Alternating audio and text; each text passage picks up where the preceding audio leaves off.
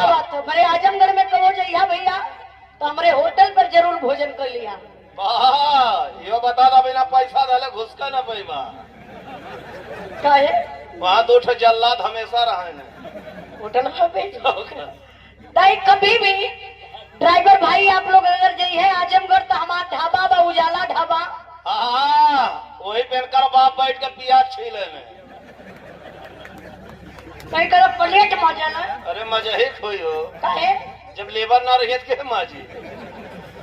नहीं अमरेश भैया हमारे पापा 5-6 जने के रखले हो। वाह, यह उम्र में हो। अच्छा तो उमरिया क्या करी? अरे बढ़ोतिया कैसे 5-6 जन के रखले रही?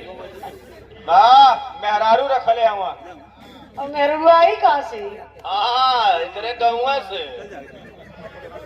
पापा हमारे 5-6 जने के रखले बटन नौकर, मतलब प्लेट धोआ अलग और प्याज छीला वाला अलग, बर्तन माजा वाला अलग। कभी भी जाइए तो